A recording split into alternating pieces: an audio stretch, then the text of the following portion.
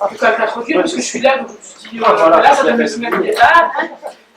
Je vois que le public est nombreux. Comme toujours avec Michel, on s'était dit qu'on allait prévoir une grande salle.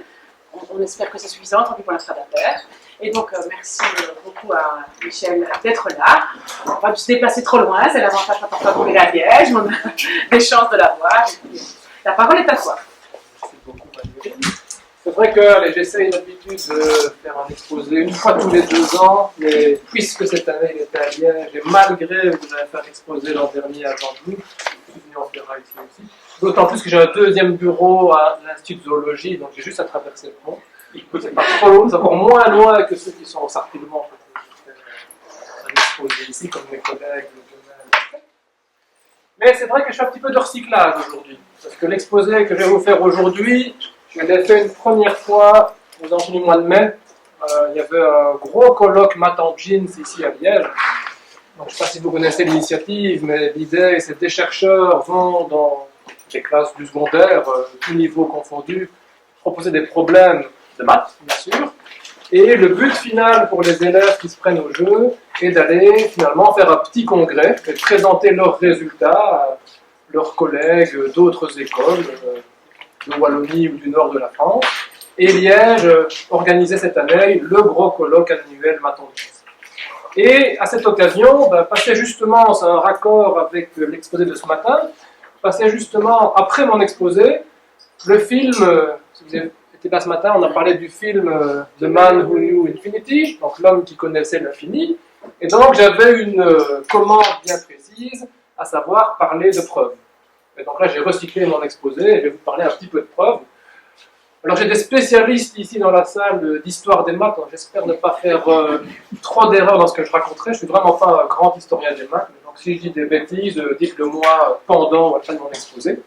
Et donc j'ai présenté quelques aspects de que sont les preuves en maths et à quoi ça peut mener et le genre de choses que j'en pense.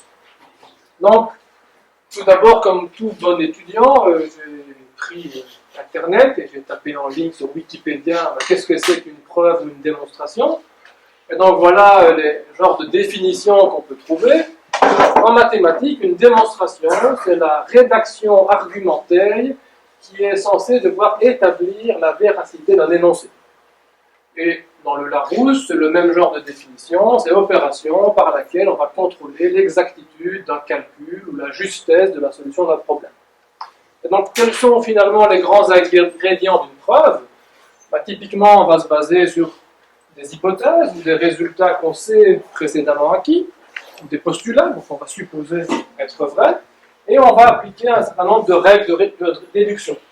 Un petit peu comme dans le cartoon qui se trouve là-bas, vous avez 2 mathématiciens, et si dans le fond vous ne savez pas lire ce qui se passe, mais vous avez des calculs qui paraissent compliqués, mais au milieu, alors un miracle se produit, et l'un dit à l'autre, il me semble qu'il faudrait être plus explicite, là, à l'étape du milieu, il me semble être un petit peu problématique.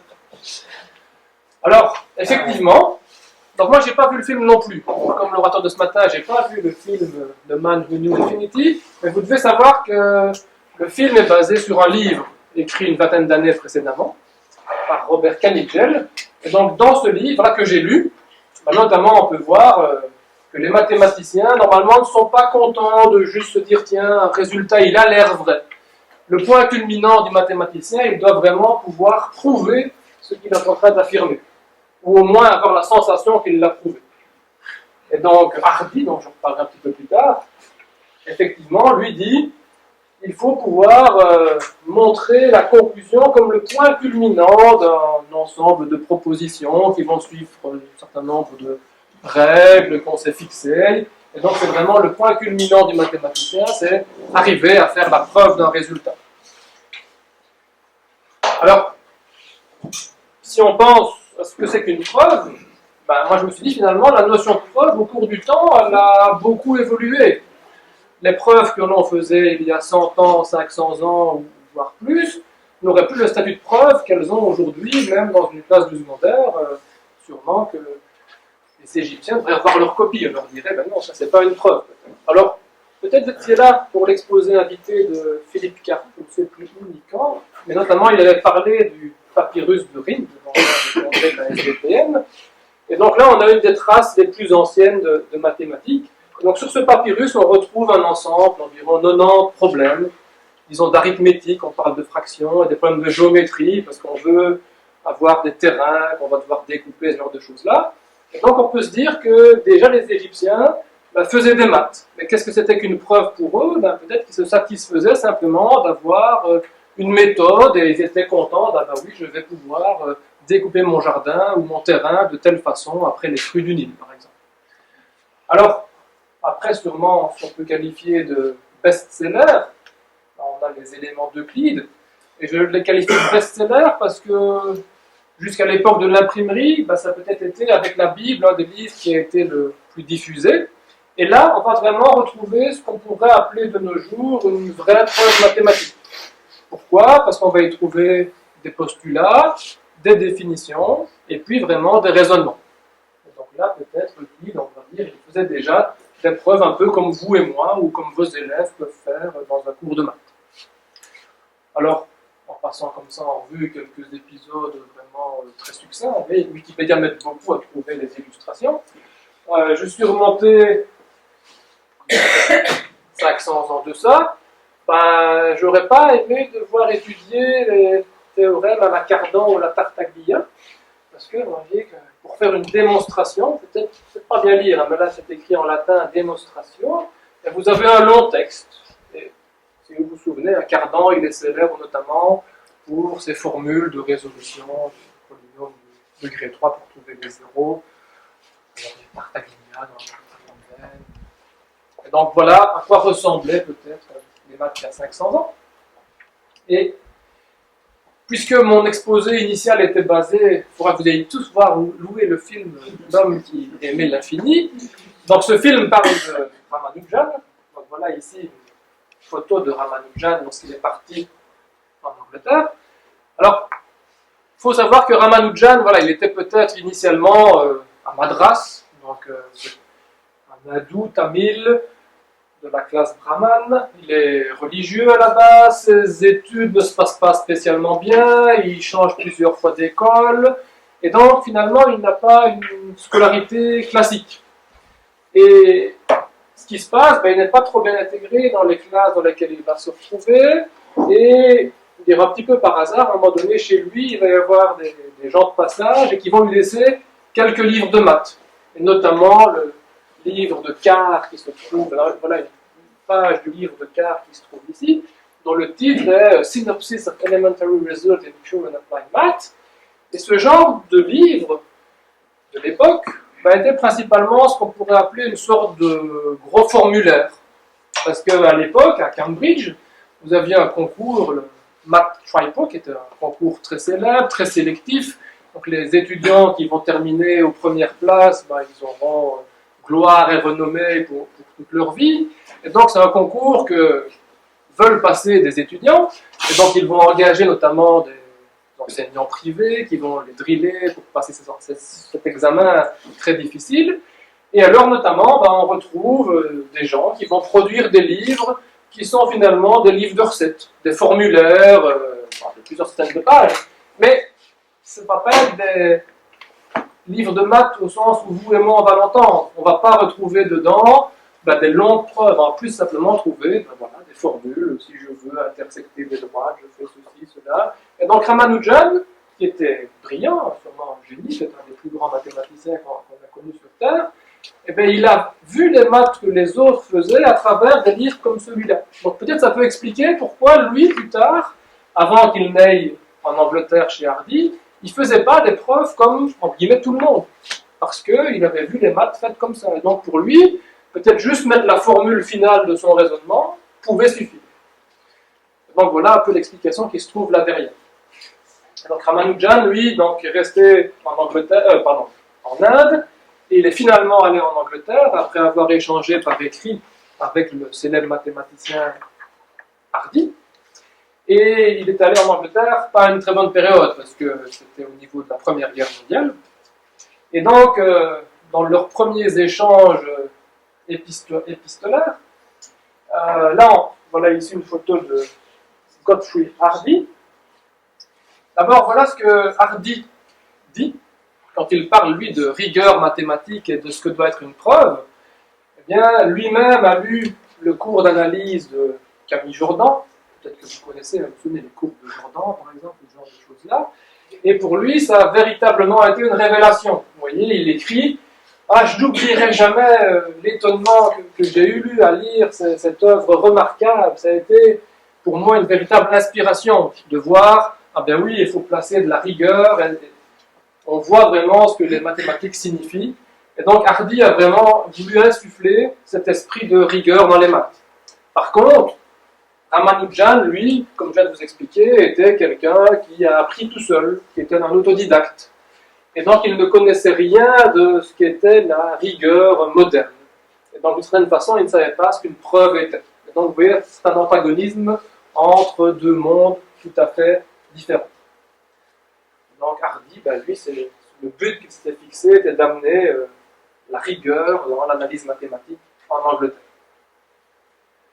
Alors, petit passage marrant, si vous connaissez aussi Bertrand Russell, Hardy dit à Bertrand Russell, voyez, si je pouvais prouver par la logique que vous alliez mourir dans les 5 minutes, bien sûr j'en serais très triste, mais ma peine en serait diminuée par le fait que j'aurais vraiment pu prouver que vous alliez mourir.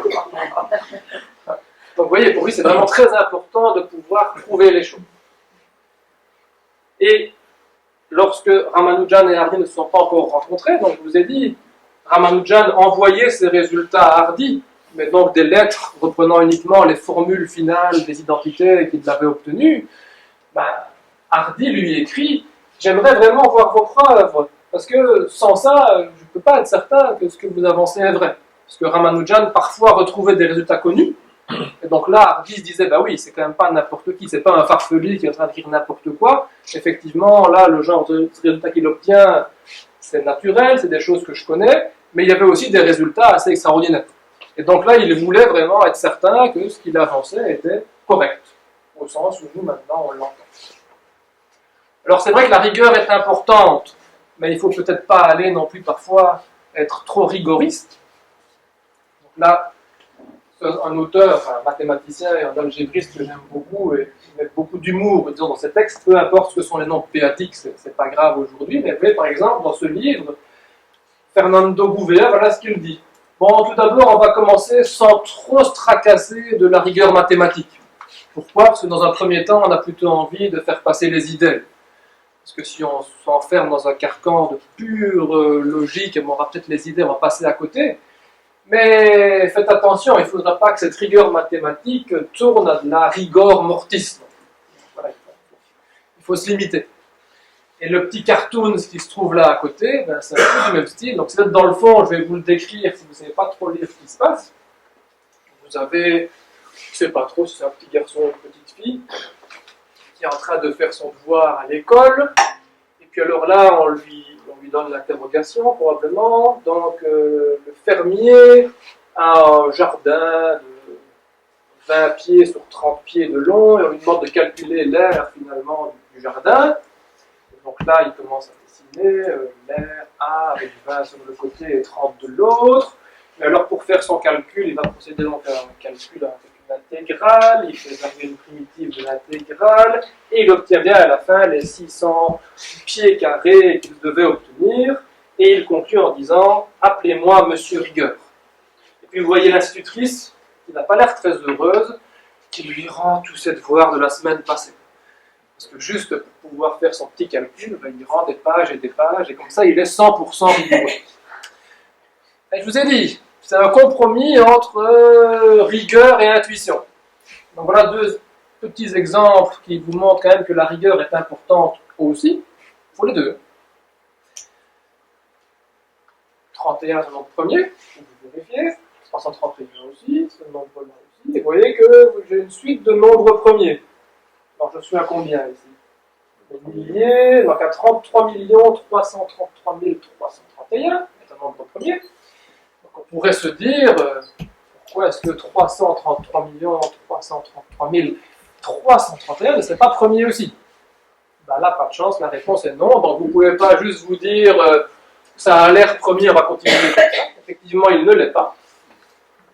Et autre exemple, je vais dire célèbre, parce que Fermat avait pensé à l'époque que ces nombres-là allaient former une suite de nombres premiers. Alors ces nombres-là, qu'est-ce qu'ils sont? C'est 2 puissance 2 puissance k plus 1. Donc vous voyez, 2 au carré plus 1, c'est 5. Alors après, 2 puissance 2, 2 puissance 4 plus 1, c'est 17. 2 puissance 8 plus 1, 2 puissance 16 plus 1. Donc ces nombres-là sont effectivement des nombres premiers. Et donc après 2 puissance 16 plus 1, on peut penser à 2 puissance 32 plus 1, qui est le nombre qui se trouve ici. Et lui n'est pas premier. Alors c'est vrai qu'à l'époque d'aujourd'hui, il faudrait moins d'une demi-seconde pour vérifier qu'il n'est pas premier avec mon ordinateur. Mais à l'époque de Fermat, il n'était pas pareil. Et donc là, encore une fois, l'intuition est intéressante, mais à un moment donné, il faut des preuves pour pouvoir justifier ce qu'on est en train d'avancer. Alors, j'ai repris mes cours d'analyse.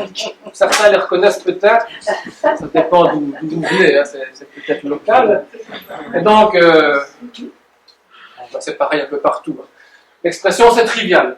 Les étudiants en premier bac maths, on leur dit la longueur de journée, mais c'est trivial, c'est tout à fait trivial. Et donc, vous voyez que, m'arrêtant à la page 35 ou 45, j'ai au moins trouvé 4, 5, 6 ou même plus de fois dans le livre d'analyse de l'époque le mot, mais c'est trivial. Certes, c'est trivial quand vous êtes habitué aux objets, après un certain temps d'acclimatation et de maturation, ça va devenir trivial pour l'étudiant aussi. Mais c'est vrai qu'au début, ça n'est pas forcément. Et donc là, il faut aussi s'habituer à manipuler les objets. Alors là, vous avez un célèbre livre d'analyse de Walter Rudin, et il y a une explication sur pourquoi on va trouver le mot, c'est trivial, c'est un simple exercice. Alors là, l'explication n'est pas de moi, elle vaut ce qu'elle vaut, je vais vous la montrer maintenant. Et donc là, vous imaginez Walter Rudin en train de rédiger son livre d'analyse, soit P un point de l'espace métrique, etc. Donc là, il continue à rédiger, supposons que E est inclus dans RK, etc., qu'il y a le nom des comparables, théorème, preuve du théorème. Ouh, chérie, regarde un peu ce que je porte. Laissez comme exercice. Je ne sais pas si c'est la bonne raison. Pensez à vos anciens profs d'analyse. C'est vrai que j'ai autorisé à ce qu'on me filme, peut-être que je n'aurais pas été autorisé à ce qu'on me filme. Alors, si on fait ce voyage à travers qu'est-ce que c'est qu'une preuve, les différents types de preuves qu'on peut rencontrer, j'imagine que vous avez tous plus ou moins vu dans votre vie des preuves par l'absurde, par récurrence, par disjonction de cas. Alors quand on s'amuse à regarder un petit peu sur Internet et un petit peu surfer, on trouve aussi des preuves sans mots. C'est quoi une preuve sans mots? Ben voilà ici une preuve qui pourrait vous convaincre de quoi? Voilà, la somme des angles d'un triangle vaut 180 degrés. À condition que vous sachiez que vous avez ici des angles alternes avec les mêmes amplitudes. Mis à part ça, vous retrouvez alors la propriété des angles d'un triangle dans le plan. Là, vous avez ici une preuve, encore une fois, même deux preuves en fait ici. La première preuve, vous voyez qu'on va retrouver le théorème de Pythagore. Alors pourquoi? Vous avez un triangle rectangle qui se trouve ici. Les côtés de l'angle droit font A et B, l'hypoténuse fait C. Donc vous construisez deux carrés d'aires respectives A carré et B carré. Sur l'hypoténuse, on construit un troisième carré dont l'aire vaut forcément C carré, puisqu'on est avec un côté C. Puis vous faites deux constructions. On peut construire un premier carré ici, et vous voyez, on va recopier, je vais dire aux 4 points, 4 fois le triangle rectangle de départ. Et donc vous allez retrouver ici au milieu le carré de côté C carré. Et deuxième construction, on va reprendre les deux carrés de tout à l'heure, et on va coller 4 copies du triangle orange. Et bien, qu'est-ce que ça vous prouve? Vous avez ici deux carrés de même aire. Donc si les deux aires sont identiques, je retire les 4 carrés orange des deux côtés, et donc à la fin, il ne reste que l'aire du carré bleu et la somme des aires des deux carrés verts qui se trouvent ici. Et pour le même prix, vous retrouvez aussi que un carré de côté A plus B, donc A plus B au carré va vous donner quoi? Un carré de côté A carré, plus un carré de côté B, et deux rectangles dont les longueurs et largeurs sont A et B. Donc vous retrouvez le produit remarquable A plus B au carré. Alors dans le même style, hein, là je me balade toujours sur Internet. Série géométrique, vous pouvez convaincre quelqu'un, il faut savoir ce que c'est qu'une série, donc on va avoir une limite de somme partielle. Et donc si vous avez au départ un carré dont l'aire vaut 1, vous en prenez la moitié, puis la moitié de la moitié, et donc à chaque fois vous découpez, il vous reste finalement une aire qui va tendre vers 0, et donc avec la somme des puissances négatives de 2, donc la série géométrique des puissances négatives de 2, ça va vous rendre 1. Et dans le même genre, partez cette fois-ci d'un triangle équilatéral. Supposez que le triangle, son aire totale, vaut 1. Alors qu'est-ce que j'ai fait? J'ai coupé ce triangle en 4 triangles isométriques. Vous en prenez 3 des 4 parties. Donc c'est le 3/4 que je vais retrouver ici. La partie centrale, le quart restant, j'itère le procédé, donc je le recoupe en 4 morceaux. Et j'en prends 3 des 4 parties, donc je vais obtenir 3 16e qui se trouvent ici. Et donc là, la série, par 3 fois la série des 1 sur 4 puissance n, va encore vous rendre. Donc voilà ici, quelques preuves sans mots, bon ça vaut ce que ça vaut. Bon, j'avais mis exposé accessible à tous, donc je vais supposer que vous ne savez pas forcément ce que c'est qu'une récurrence. Alors, en secondaire, je trouve que une des seules preuves qu'on fait par récurrence dans le secondaire, c'est vraiment pas le meilleur choix possible, parce que typiquement c'est le binôme de Newton, et je trouve que c'est artificiellement compliqué, parce que vous allez en plus y intégrer la notion de symbole sommatoire, et donc on va mélanger plusieurs problèmes. D'autant que si vos élèves savent ce que c'est qu'un coefficient binomial, pour développer a plus b puissance n, vous écrivez a plus b fois a plus b n fois, et comment retrouver le terme a puissance i, b puissance n moins i, vous devez choisir de toutes les façons possibles, dans i parenthèse le terme a, et dans les n moins i parenthèse restantes le terme b. Et donc voilà une preuve du binôme de Newton sans récurrence. Mais bon, c'est souvent la preuve, si on n'en fait qu'une, c'est celle-là qu'on fait par récurrence. Donc en supposant que vous ne savez pas ce que c'est qu'une preuve par récurrence, l'idée c'est quoi? Par exemple, je voudrais démontrer que la somme des n premiers entiers est égale à n plus 1 demi. Alors, typiquement, vous avez 2 étapes. L'étape numéro 1, donc j'ai une propriété qui est censée être vérifiée pour tous les entiers naturels n. L'étape numéro 1, c'est un peu comme si j'expliquais à un robot comment monter les marches d'un escalier. La première chose que je dois faire, c'est lui dire comment monter sur la première marche. Et donc je vais vérifier est-ce que mon assertion est vraie lorsque n vaut 1. Effectivement, lorsque n vaut 1, j'ai un seul entier à sommer, et 1 plus 1 demi, 1 plus 2 divisé par 2, me rend bien. Et puis étape numéro 2, la phase d'induction, mon petit robot, qu'est-ce que je dois lui expliquer? Lorsque le robot se trouve sur une marche, comment faire pour monter sur la marche suivante? Il pourra aller sur n'importe quelle marche. Donc, traduction, ma propriété sera vraie pour tous les entiers. Donc, je vais supposer la propriété vérifiée jusqu'à l'étape P. Et peut-être pour ne pas perturber les élèves, je choisis volontairement P et pas N, comme ça, ça a l'air d'avoir des lettres différentes et ça ne va pas trop les perturber. Donc effectivement, je ne vais pas vous faire l'affront, vous êtes fatigué, après avoir mangé aussi, de revérifier la propriété qui se trouve là-bas, mais je vais supposer la propriété vraie à l'étape P. Je voudrais la vérifier à l'étape P plus 1, donc j'ai juste à ajouter le terme P plus 1 qui se trouve ici, mais je savais déjà que la somme des P premiers entiers donnait P et P plus 1 demi, et donc en manipulant quelques fractions, on a bien la propriété voulue. Alors un petit exercice que j'aime bien faire, c'est un collègue israélien qui on avait parlé une fois, mais c'est un truc qui est très connu, c'est démontrer que tous les chevaux ont la même couleur. Vous connaissez tout ça? Ah, ça tombe bien, tout le monde ne connaît pas. Alors, mes petits chevaux, ah oui, ça c'est, j'aurais pu vous dire, j'ai oublié ça, mais vous connaissez l'histoire, pour les n premiers entiers, la preuve que je viens de vous faire, on raconte que Gauss, célèbre mathématicien, à l'âge de 10 ans, plus ou moins, son instituteur voulait avoir la paix et avait demandé aux élèves de la classe de calculer la somme des 100 premiers entiers. L'instituteur se disait, il faut faire 1, plus 2, plus 3, plus 100. Sauf qu'il y avait cause dans la classe, et donc après 2 minutes, voilà, la solution, c'est pas difficile. Et donc, une façon aussi de démontrer que la somme des n premiers entiers donne ceci, il suffit de faire quoi? D'écrire la somme 2 fois dans un sens et dans l'autre, de l'avoir 2 fois la somme, mais en sommant ligne par ligne, vous avez chaque fois des termes qui sont égaux à n plus 1.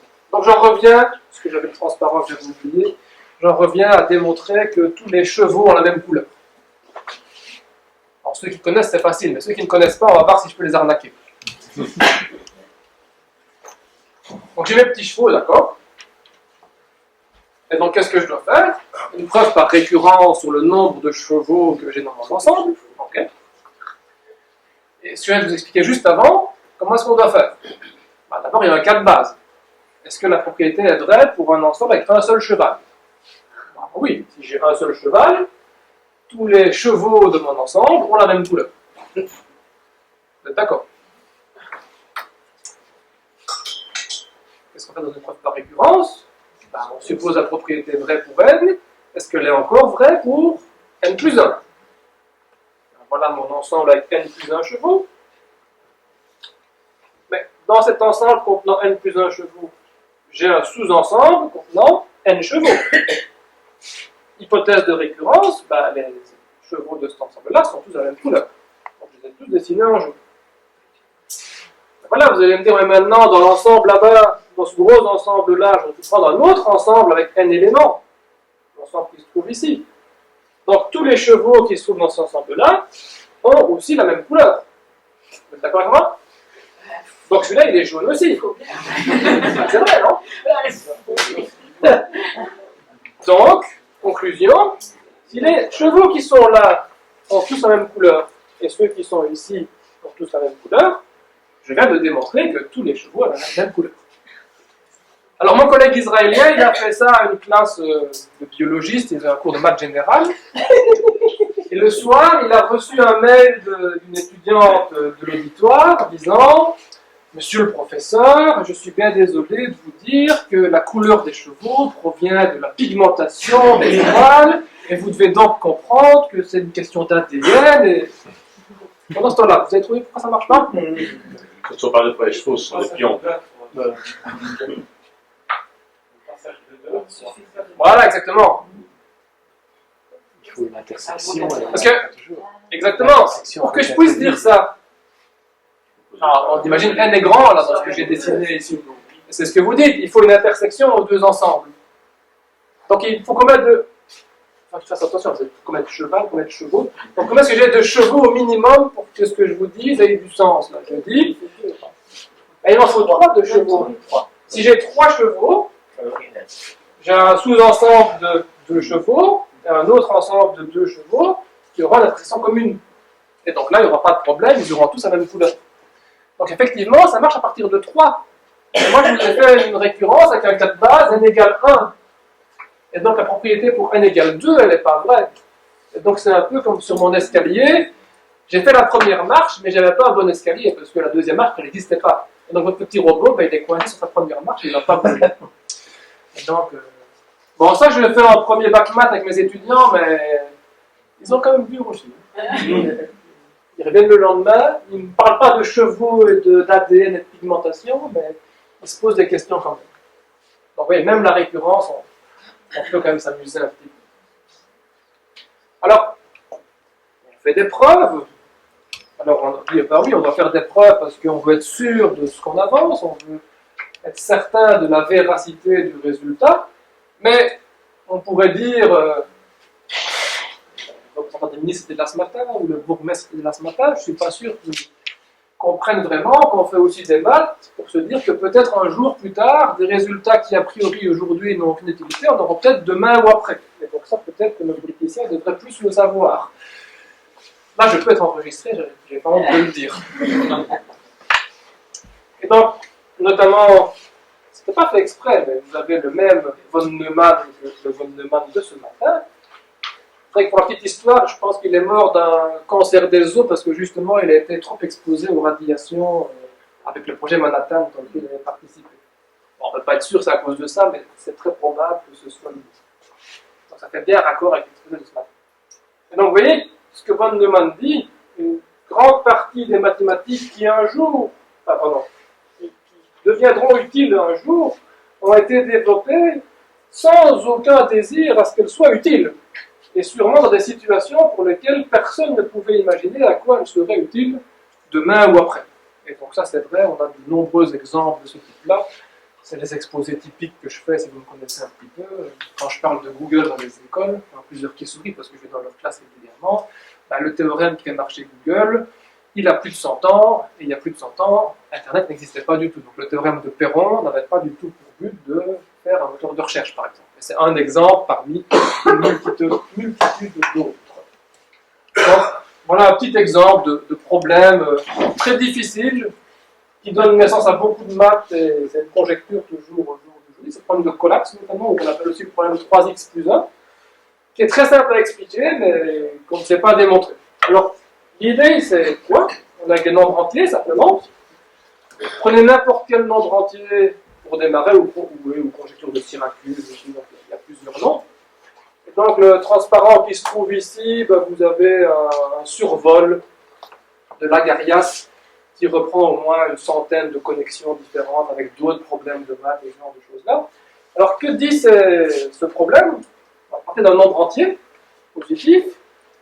S'il est pair, vous le divisez par 2. C'est ce qui est écrit là, si x est congrue à 0 modulo 2, donc si x est pair, vous le divisez par 2. Et s'il est impair, le problème s'appelle le problème 3x plus 1.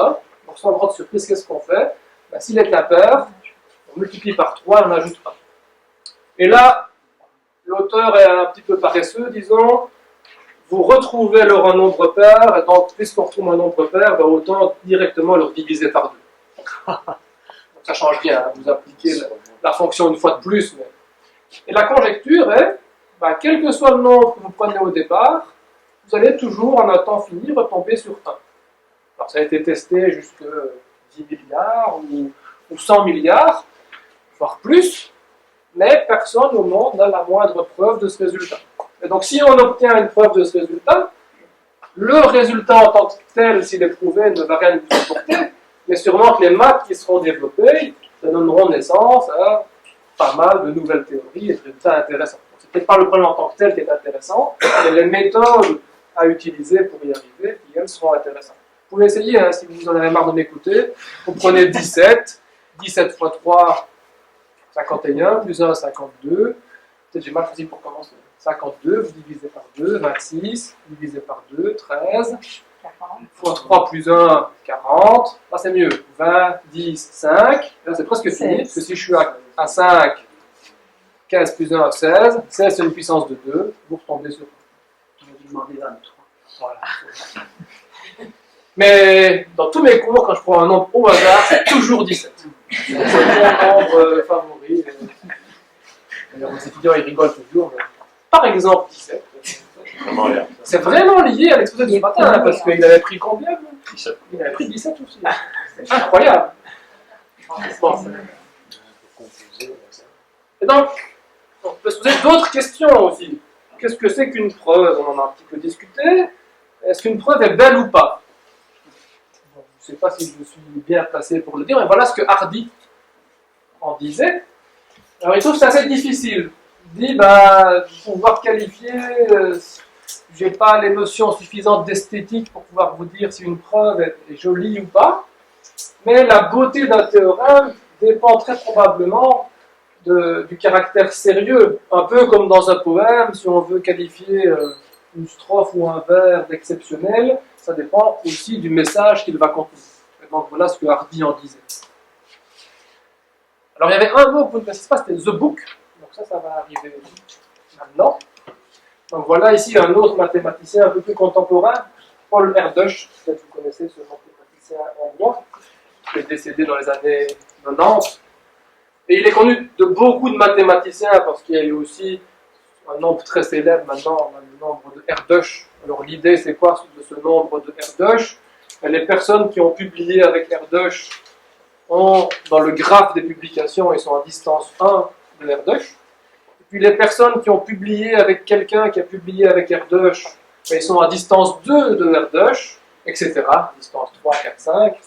Et puisque vous avez un phénomène des petits mondes, la plupart des mathématiciens du monde ont un nombre de Erdős qui n'a pas dépassé 5 ou 6. Bon, plus le temps va avancer, plus souvent le nombre va shifter d'un nombre ou deux. Et donc voilà ce que c'est que le nombre de Erdős, parce que l'histoire raconte aussi qu'il se baladait d'université en université, en gros, et posait des problèmes à de nombreuses personnes, des questions de maths. Et donc c'est pour ça aussi qu'il a eu de nombreux co-auteurs. Et donc il y a pas mal de personnes qui ont un nombre 1, je pense qu'il y a 20 000 personnes qui ont un nombre 2, etc. Et donc, pour lui, Erdős, à propos de la beauté des maths et qu'est-ce que c'est que des preuves qui sont belles, pour lui, Dieu devait sûrement garder un livre dans lequel il gardait toutes les plus belles preuves. Et donc voilà pourquoi le livre s'appelle Proofs from the Book. Et donc ce serait, si ce livre existait, sûrement le livre, on a shippé à Dieu, on a été recopié avec les plus belles preuves possibles. Et donc voilà ce qu'Erdős disait. Vous n'avez pas besoin de croire en Dieu, mais comme mathématicien, vous devez croire en le livre. Donc, vous voyez, ce sont déjà la 4e ou 5e édition des preuves du livre. Alors, toujours dans ce panorama de qu'est-ce que c'est qu'une preuve, on a ici quelques records de preuves. Alors récemment, il y a un problème qui a été résolu et on pourrait dire que la preuve prend 200 téra. Donc imaginez ce que ça ferait. On pourrait remplir, à mon avis, tout Liégeun avec des preuves si on devait les imprimer. Alors que le problème, il est tout simple à la base. Un triplet pythagoricien, ce sont simplement 3 nombres entiers, sont tels que quoi 3 au carré plus 4 au carré est égal à 5 au carré. Ce serait donc les mesures des côtés entiers d'un triangle rectangle. Et la question qu'on posait, c'est un peu comme ce qu'on fait dans les théorèmes à la Ramsey, si vous connaissez les théorèmes de Ramsey. On voudrait colorier les nombres entiers en 2 couleurs. Donc chaque nombre entier reçoit une couleur. Mais on voudrait le faire de telle façon que lorsque vous avez un triplet pythagoricien quelconque, eh bien, les 3 nombres en question ne soient pas tous les 3 de la même couleur. D'accord ? Par exemple, si vous prenez 3, 4 et 5, si je veux commencer à colorier les entiers, je n'ai pas le droit, a priori, de mettre 3, 4 et 5, tous les 3 en bleu. Je peux en mettre 2 en bleu, 1 en rouge, je pourrais dire au choix, a priori. Et la question qu'on se pose, si je prends l'ensemble des nombres entiers, est-ce que je peux trouver un coloriage? Donc chaque nombre va recevoir une couleur rouge ou bleue, de telle façon à ce qu'aucun triplet pythagoricien ne soit monochromatique. On ne savait pas répondre à la question, et c'est récent, ça l'avait passé, si je ne dis pas de bêtises. Eh bien, vous pouvez y arriver jusque 7824. Donc là, vous pouvez colorer les 7823 premiers entiers de cette façon. Par contre, lorsque vous arrivez à prendre les 7824 premiers entiers, quelle que soit la façon de colorier, il y en a beaucoup, parce que si chaque nombre entier peut recevoir la couleur rouge ou bleue, ça veut dire que le nombre de coloriage, c'est 2 puissance ça. Ce qui explique aussi la taille finalement de la preuve. On va faire une exhaustion de cas finalement. La preuve est subtile, c'est trop gros pour vraiment pouvoir faire ça. Mais voilà, la réponse étant non, c'est peut-être plus simple à prouver par ordinateur. Parce qu'à partir de ce moment-là, on n'y arrive pas. Alors, pas dans le même genre de record, mais dans les théorèmes célèbres et relativement récents, vous connaissez sûrement le théorème de Fermat, dont la preuve était trop courte pour tenir dans une marge. Donc exactement comme pour les triplets pythagoriciens, vous pouvez trouver des nombres entiers qui sont tels que x carré plus y carré égale z carré, ça vous pouvez en trouver. Par contre, si vous remplacez l'exposant 2 des carrés par un cube ou une puissance n-ième en toute généralité, là vous n'allez trouver aucune solution à part des solutions triviales. X puissance n plus 0 puissance n égale forcément x puissance n. Eh bien, Andrew Wiles, si vous prenez la preuve du théorème qui aura comme conséquence la preuve de ce théorème de Fermat, ben, la preuve fait plus de 150 pages. Et je pense que moi, je serais incapable de jamais la comprendre et elle va nécessiter des années de travail. Donc, vous avez des preuves qui sont vraiment accessibles à un nombre très réduit de personnes. Et je pense dans un genre encore pire. Récemment, un japonais dont je vais avoir difficile de prononcer le nom, Shinichiki Mochizuki, a prouvé la conjecture ABC. Alors, je ne vais pas vous dire ce qu'elle dit exactement. Typiquement, on va regarder les facteurs premiers. Donc, vous prenez 3 nombres entiers qui sont tels que A plus B égale C, et on regarde, on essaie de comparer les facteurs premiers qui apparaissent dans les différents termes et dans le produit ABC. Et donc, en gros, on peut quantifier les éléments premiers apparaissant dans ces entiers A, B et C. Eh bien, sa preuve tient sur plus de 500 pages. Elle est répartie en 4 papiers. Et dans Nature, on pouvait lire, c'est une preuve monumentale qui risque de tourmenter les mathématiciens pour les années à venir. Parce que là, pour trouver des arbitres capables de lire et de comprendre en détail l'ensemble de ces pages-là, ça ne va pas être simple du tout. Donc voilà des exemples de records que l'on peut trouver. Alors, qui fait des preuves? On a dit les êtres humains, depuis les Égyptiens, puis les Grecs, les mathématiciens, probablement que les juristes aussi développent certaines argumentations, on pourrait dire qu'eux aussi font des preuves, mais les ordis aussi. Quand vous parlez des tripés pythagoriciens, là effectivement, vous voyez sur la sculpture qui se trouve là-bas, on pourrait presque croire que la dame a son portable ici, mais non, c'est pas du tout ça. Alors effectivement, depuis la fin des années 70, l'informatique et les ordinateurs prennent de plus en plus de place dans les preuves qui sont maintenant accessibles, on va dire, aux êtres humains. Alors l'exemple le plus typique, et là ça fera peut-être raccord avec l'exposé de Pascal juste après, ici. Oui, voilà. Je ne vais pas en dire trop, donc ça va. Je vais juste présenter le problème. Ça, ils vont tous rester pour t'écouter. Hein. Donc le théorème des 4 couleurs, que dit ce théorème? Prenez une carte de géographie, dans le plan, on est dans le plan aussi. Eh bien, 4 couleurs suffisent de telle façon à ce que des pays voisins reçoivent des couleurs distinctes. Alors, ce théorème a une longue histoire. On a cru trouver des preuves, mais qui faisaient souvent des erreurs.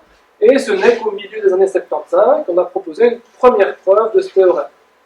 Et typiquement, les preuves de ce théorème vont se ramener à faire un certain nombre de réductions, mais vous avez tout de même, dans la preuve originale de Apple et Haken, de l'ordre de 2000 cas à devoir tester. Et pour un être humain, ça devient difficile. Alors, qu'est-ce qu'ils ont fait? Ils ont pris l'ordinateur, même à l'époque. Et donc on pourrait se dire, et ça posait question finalement à l'époque, est-ce que c'est encore une vraie preuve si c'est l'ordinateur qui le fait à la place? Est-ce qu'on a vérifié que le programme était correct? Est-ce qu'on a même vérifié que le processeur finalement ne faisait pas des erreurs de temps en temps? Et donc là on pourrait se dire d'un point de vue presque philosophique, est-ce qu'une preuve faite par un ordinateur est encore une vraie preuve? Alors par contre, plus récemment, il y a quelques années, les gens se sont dit, mais tiens, est-ce qu'on va maintenant faire une preuve formelle? Alors qu'est-ce que c'est qu'une preuve formelle? Là, c'est encore l'ordinateur qui va faire la preuve, si vous voulez, mais elle va vous produire, alors personne ne va le lire en pratique, mais si vous voulez un texte, et si vous suiviez le texte ligne par ligne, même s'il fait des millions de lignes, vous pourriez être convaincu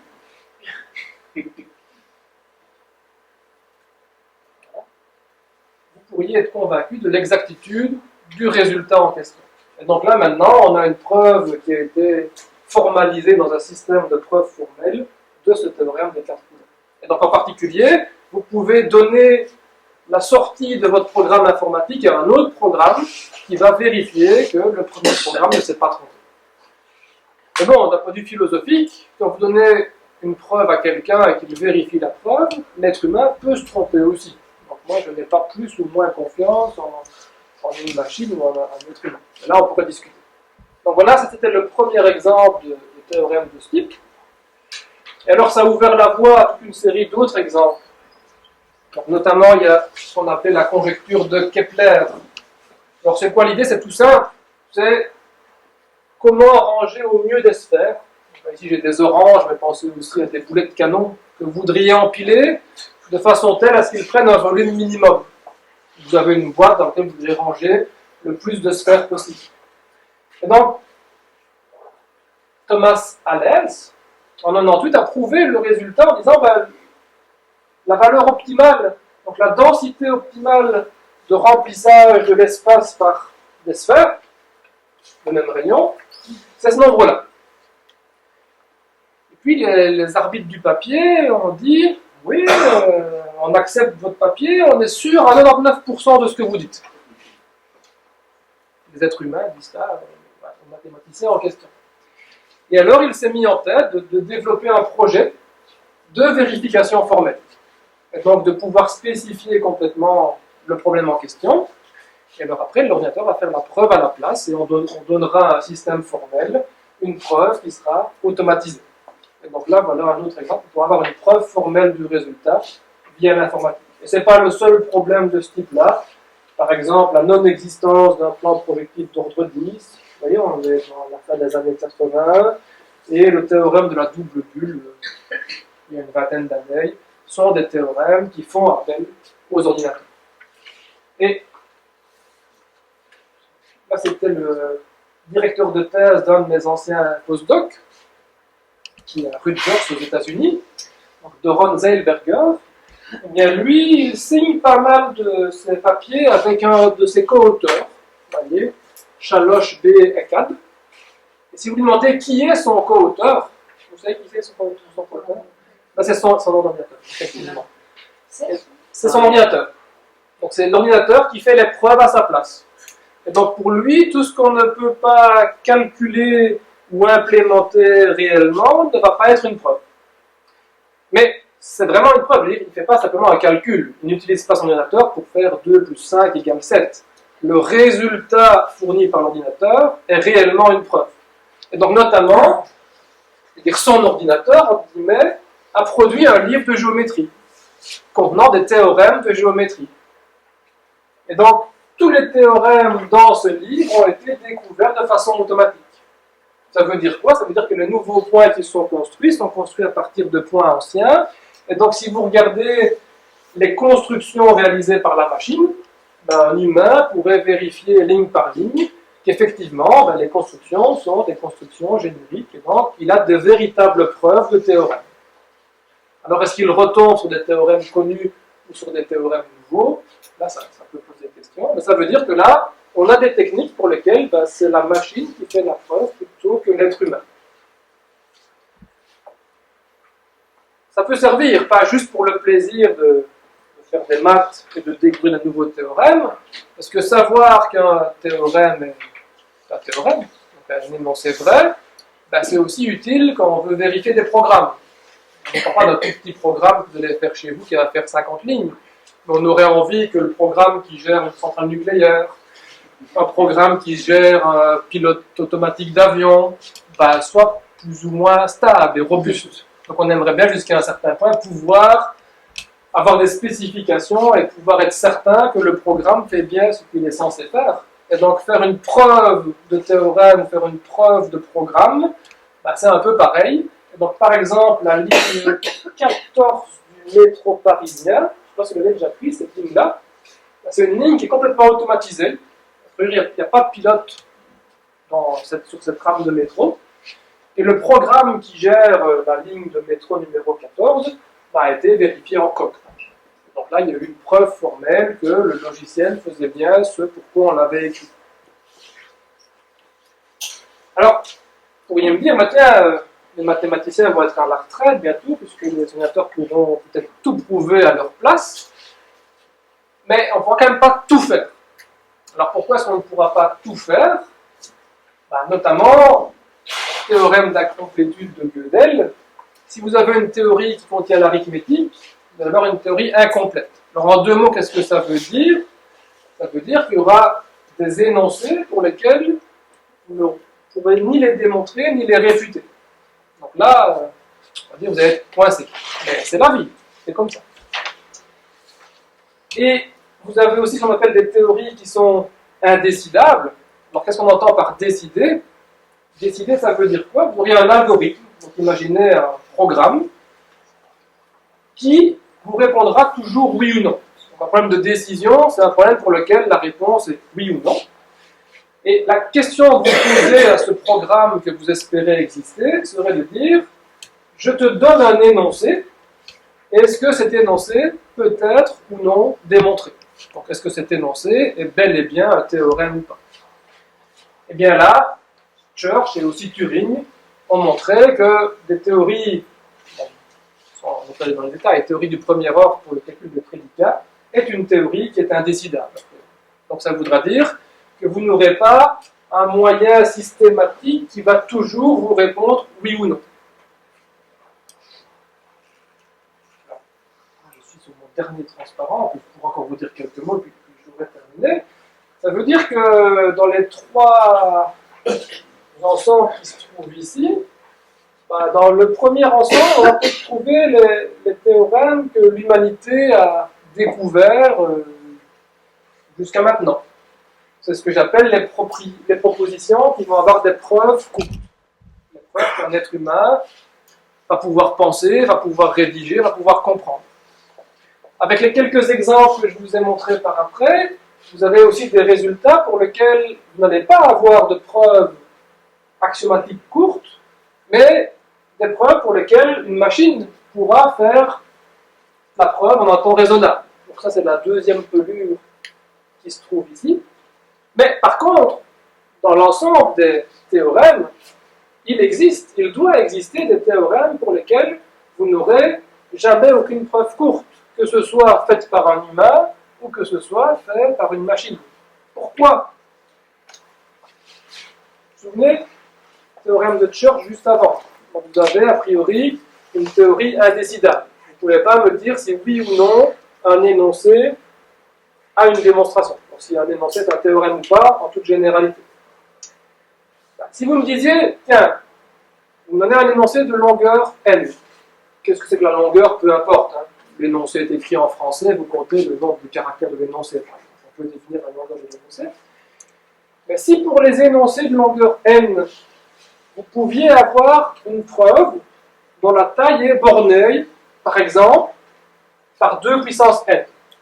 Donc, je donne un énoncé de longueur n, et vous savez, vous imaginez savoir que s'il a une preuve, sa preuve est de longueur au plus 2 puissance n. Alors, vous savez décider s'il y a une preuve ou pas. Pourquoi? Parce que si je vous donne l'énoncé de taille n, 50, des preuves de longueur 2 puissance 50, ok, c'est long, mais c'est un nombre fini. Vous avez un nombre fini de textes possibles, de taille 2 puissance 50. Donc vous pourriez passer en revue tous les textes possibles, qui sont en nombre fini, et vous pourriez me dire si oui ou non l'énoncé que je vous ai donné est un théorème ou pas. Et donc ça contredirait le fait que j'ai une théorie qui est indécidable. Et donc voilà, dire pas de chance, il y a des théorèmes pour lesquels, quoi qu'on fasse, humain ou ordinateur, il y aura toujours des preuves qui vont rester longues. Alors moi, je n'ai pas été très long. Je vais juste vous faire un tout petit exemple pour finir. Alors,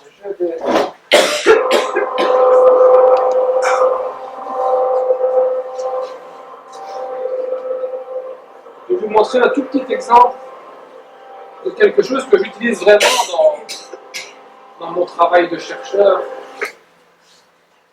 Et rassurez-vous, c'est très simple à comprendre. Moi, je fais des maths très faciles en général. J'ai que des A et des B. Donc, bon, si vous préférez des 0 et des 1, ça va très bien aussi. Je finirai juste par ça. Juste un petit morceau de crayon là, non, voilà. Ah, c'est pas mieux, c'est une boîte vide. Bon, ça va avec ça. Je fais de la... Ah, est-ce qu'elle est ouverte, l'armoire? Oui. Il y a des jeux d'échecs. Derrière le rideau, c'est pas décrit. Il y a une deuxième boîte. Oui, oui. Ah oui, c'est mieux.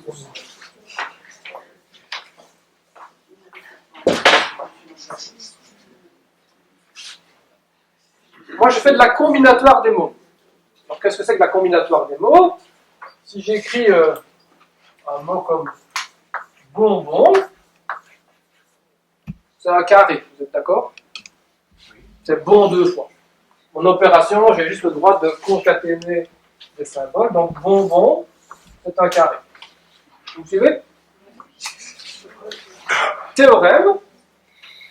Ben, si je n'ai à ma disposition que deux lettres, les lettres A et B par exemple, est-ce que vous pourriez construire un mot long sans carré? Donc un mot dans lequel vous ne trouveriez pas de carré.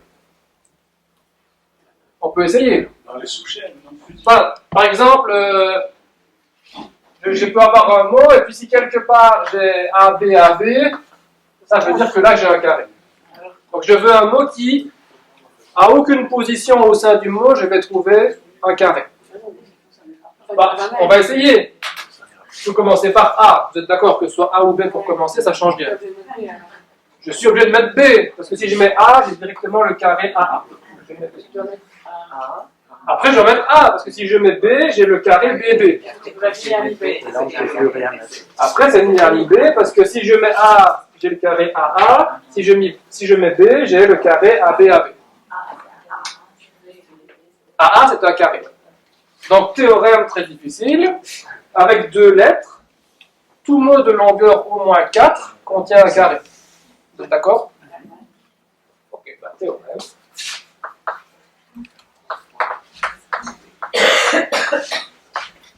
Tout mot de longueur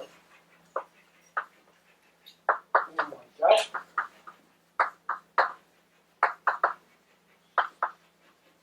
contient un carré et on est sur deux lettres. Vous allez me dire, ça ne sert à rien. Votre Neumann dirait, il n'y a pas besoin de se justifier. Mais si vous aviez 4 lettres, par exemple, mais moi je m'amuse juste comme ça déjà. Mais si vous avez 4 lettres, vous pouvez penser à A, C, G, T, et donc à une séquence génétique, et avoir un carré ou pas, ça pourrait servir. Honnêtement, c'est ce que je mets dans un projet de recherche, si je veux espérer avoir de l'argent peut-être, mais dans la vraie vie, je m'en fiche un petit peu. Mais ok, vous avez un théorème, sur 2 lettres, vous avez un mot sans carré. On peut se poser 2 questions, il me semble, non? Même si on est un peu fatigué. Maintenant, vous avez ce théorème-là. Bah, moi, une question que je peux me poser, c'est tiens, si je veux vraiment éviter un carré, 2 lettres, ça ne marche pas. Mais si j'avais 3 lettres, est-ce que je peux éviter un carré? Ça, c'est une première question. Et deuxième question, si je reste sur 2 lettres, bah, est-ce que je peux éviter quelque chose de plus gros, un cube, par exemple?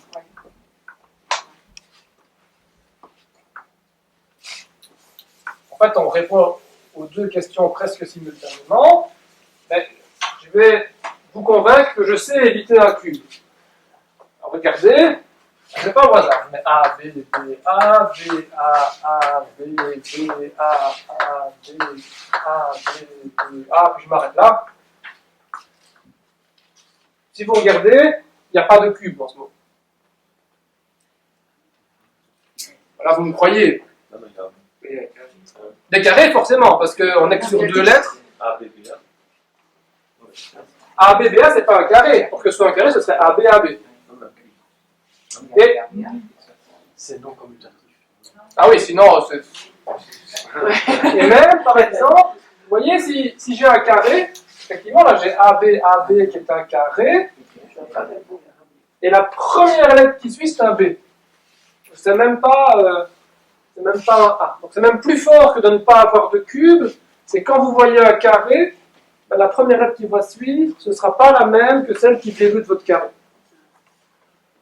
Ben, là, vous devez me croire que je peux faire ça. Vous me croyez que c'est un mot sans carré. Sans cube, voilà. Et en fait, je peux même continuer, si j'ai envie, comme ça à l'infini. Je peux produire une suite infinie de A et de B comme ça. Pourquoi? Ah, c'est un vrai théorème à démontrer. Il y a plusieurs façons de construire cette suite-là. Ah, j'en ai parlé une année à la SBP, je ne sais plus quand, mais je me souviens, on en a pas reparlé. C'est ce qu'on appelle le mode Q-Morse notamment. Alors, si je numérote à partir de 0, vous allez voir la règle qui se trouve derrière, enfin, vous n'allez pas l'avoir tout de suite.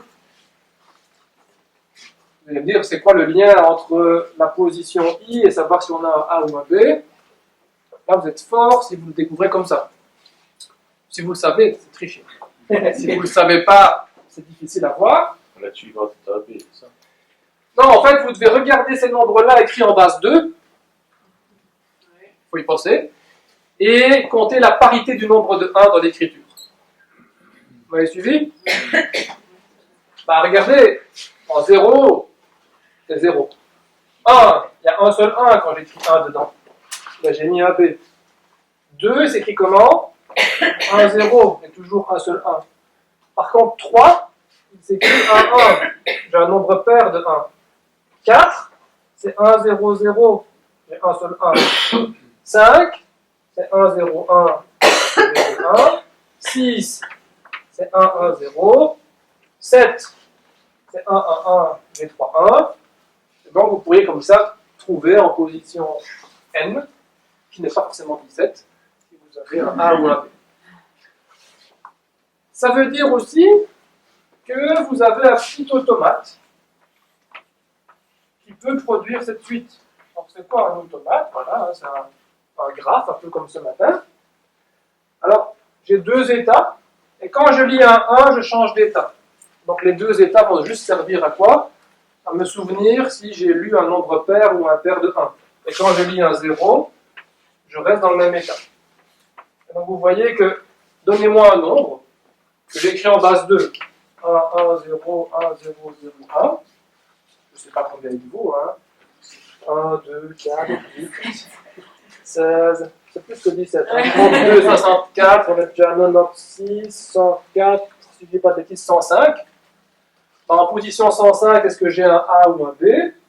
Si vous êtes trop paresseux pour compter le nombre de 1 qu'il y a dedans, ben vous le donnez à la petite machine qui se trouve ici, et vous dites, je pars de l'état initial, je lis 1, 1, 0, 1, 0, 0, 1, j'aboutis ici, ben c'est l'état correspondant au nombre pair, c'est que c'est A la sortie, et là c'est B la sortie. Et donc il y a un petit automate derrière qui caractérise le mode Tumors. Alors pourquoi est-ce que je vous dis tout ça? Si vous prenez un livre de combinatoire des mots, vous allez avoir une preuve, théorème. Le mot de Tumors, c'est sans cube. Même sans chevauchement, qui est encore plus fort. Donc le mot de Tumors est sans cube. Et maintenant, où intervient l'ordinateur? Alors, je ne vais pas rentrer dans les détails, mais on sait qu'il y a une théorie un peu compliquée, et peu importe quelle est, c'est l'arithmétique de Presburger avec V2, je veux dire, on s'en fiche. J'ai une théorie dans laquelle j'ai l'addition, V2, je ne vous dis pas ce que c'est, mais vous voyez le 2 qui se trouve là, vous savez ce qu'il veut dire? Alors, en gros, c'est les nombres écrits en base 2. Et donc ça veut dire que j'ai une théorie logique dans laquelle je peux écrire des formules, et c'est une théorie qui est décidable. Ça veut dire quoi que la théorie est décidable? Ça veut dire que si je lui donne un énoncé, je peux écrire un programme, et le programme à la fin va me dire oui ou non. Et donc j'ai le moyen de faire quoi? De dire le mode Tumors. Je peux le coder là-dedans. Pourquoi? Parce que c'est cette machine-là. Vous pouvez imaginer un petit programme qui dit si je vois 0, je reste en A, si je vois 1, je vais en B. Vous avez un petit bout de programme qui va coder l'automate, et puis une formule qui va dire est-ce que le mode Tumors contient un cube? C'est pas dur à faire, hein? Avoir un cube, en gros, c'est quoi?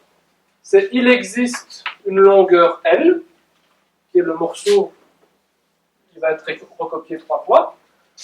Il existe une position I, qui serait le début hypothétique du cube, pour laquelle vous allez voir quoi? Avoir à chaque fois ce symbole-là égale celui-là, égale celui-là.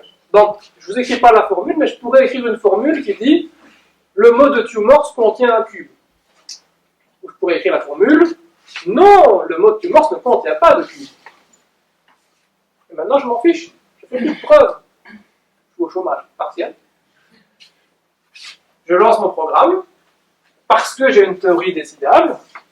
Et à la fin, le programme me dit si oui ou non, le mot est avec ou sans Q.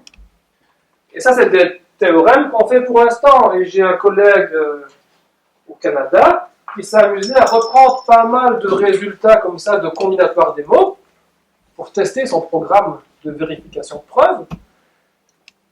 Et souvent, il donnait la même réponse que les théorèmes. Mais parfois pas. Quand c'était les parfois pas, il a retrouvé les preuves qu'il y avait dans les vraies preuves des papiers de maths, en fait. Les quelques cas où ça ne marchait pas, en fait, c'est que lui-même s'était trompé dans tel ou tel sous-cas. Mais, je l'ai dit, vous devez faire confiance à celui qui a implémenté la partie vérification. Mais après, un humain peut vérifier. La preuve fournie par le logiciel, si vous avez la patience, il y a des constructions intermédiaires qui vont vous construire des automates de plus en plus gros, parfois immenses, avec des millions d'états. Donc à la main, personne ne va vérifier ce qui se passe. Mais si vous croyez que le programme a été bien écrit, dire que le résultat est vrai ou faux revient à la fin à savoir est-ce que l'automate il a un état ou pas en gros. Et donc voilà le genre de maths qu'on peut faire. Donc je suis parti des Grecs et j'arrive aux maths de la semaine passée. Et voilà, je m'arrête ici.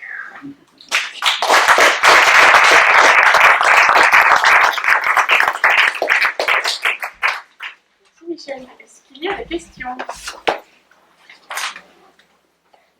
Par exemple, on sait bien que vérifier si un nombre premier est difficile ou pas. Donc on accepte que certains très grands nombres soient premiers avec, disons, 99,99% de chances que ce soit vrai. C'est quand même gênant dans la mesure où on aimerait une preuve quand même rigoureuse, puisqu'un nombre ne peut qu'être ou pas premier.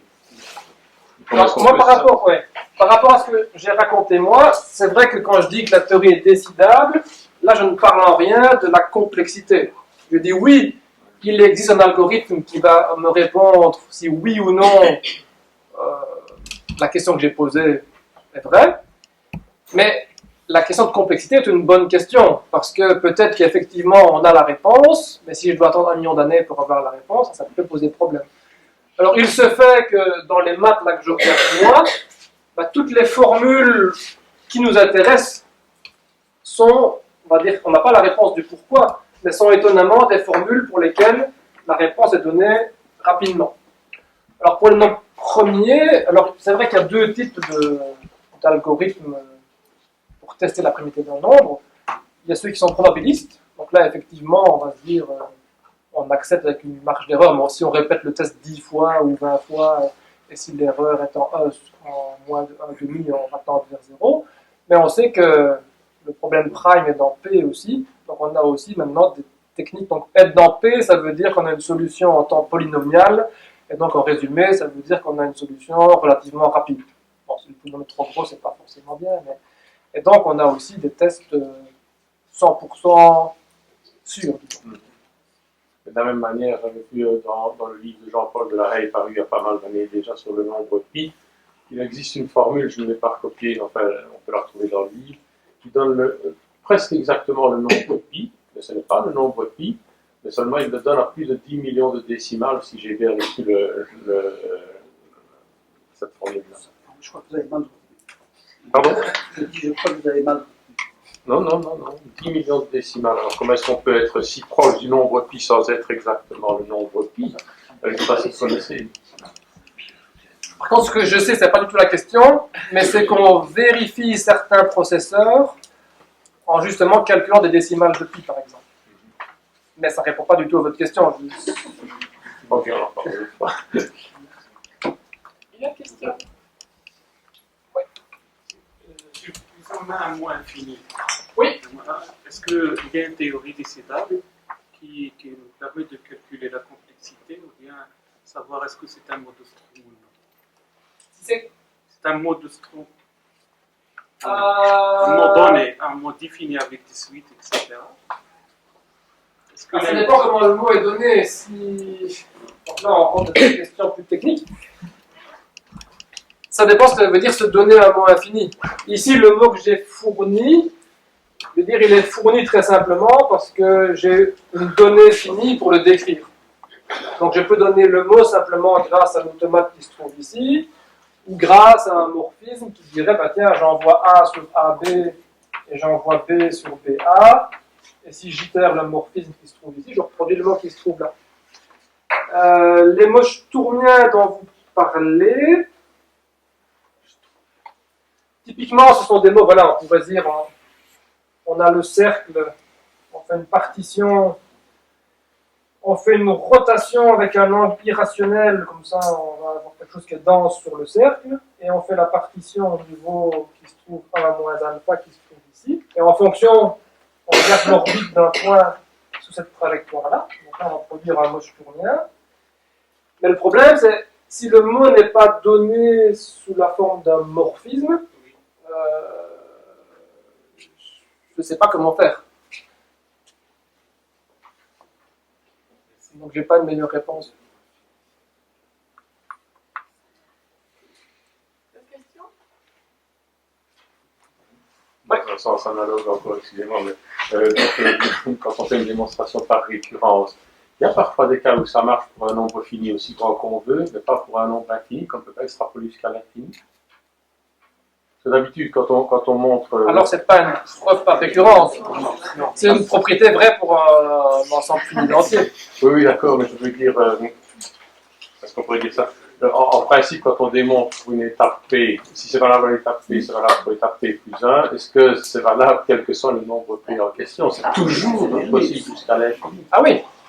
Par- Mais bon, il y a des récurrences plus subtiles parfois. On peut dire les cas pairs, impairs et des récurrences fortes, mais Vous avez parlé du nombre à la récurrence qui commence à faire avec les discours qui ont la même couleur. c'est parce que je trichais là. Donc, on peut se poser la question à l'autre extrémité. Des hyper chevaux. Il nous reste à remercier Michel encore une fois.